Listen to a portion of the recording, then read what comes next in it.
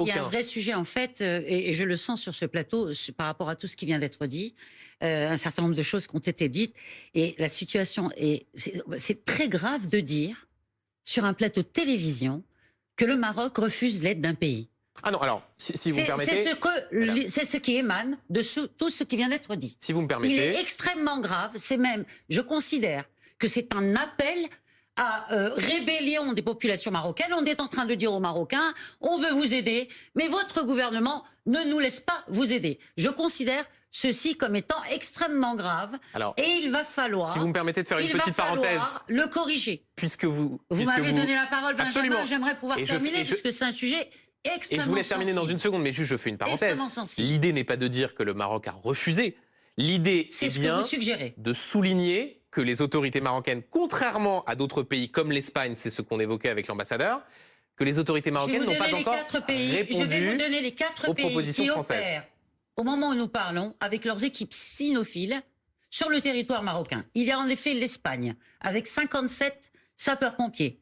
Il y a les Britanniques, contrairement à ce que disait Monsieur le courtier, il ne semblait pas en être informé, qui ont commencé à opérer en fin d'après-midi.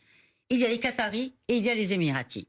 Et à ma connaissance, et effectivement, je rejoindrai Monsieur le courtier là-dessus, personne, ni les États-Unis, ni l'Inde, ni la Russie, ni tous les alliés, amis, et même sans être amis dans ce genre de situation, qui ont proposé leur aide au Maroc, ne se sont formalisés de ce que le Maroc dise. Écoutez, ça va prendre un moment, toute cette histoire.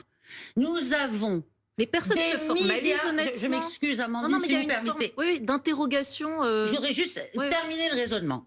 Si on se formalise, on formule une incompréhension. Le Maroc ne répond pas à la France. Non, ce n'est pas les faits. Cela ne reflète pas les faits. Le Maroc a remercié hier le roi du Maroc, dont d'ailleurs vous parlez de silence. Chacun s'exprime de la manière dont il veut. Il y a ceux qui gèrent leur pays à travers Twitter.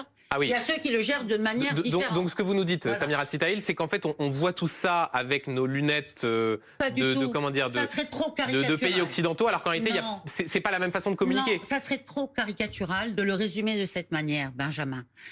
Moi je reviens à l'aspect purement politique évoqué par Amandine il y a quelques instants. On évoque la question algérienne.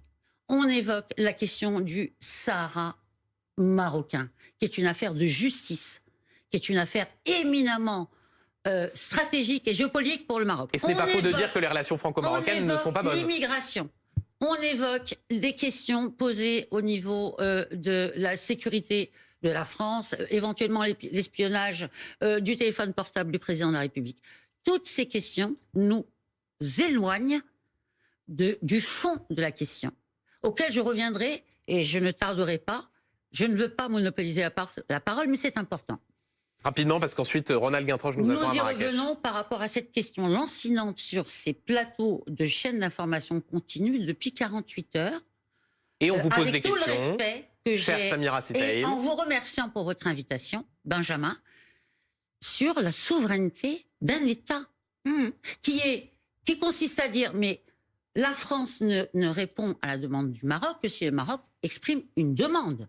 Le Maroc l'a-t-il fait? Le Maroc remercie tous ceux qui se sont proposés en disant « Attendez, nous avons un coût, c'est des milliards de dollars qu'il va falloir sortir.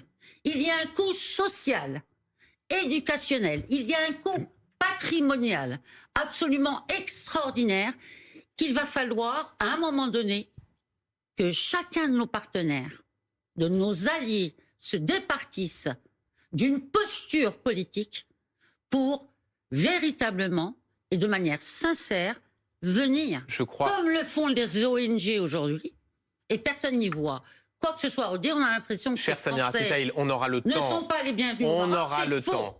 C'est totalement faux. Les Français sont les bienvenus. Nous avons des relations extrêmement profondes avec la France. Personne n'a dit le contraire ici.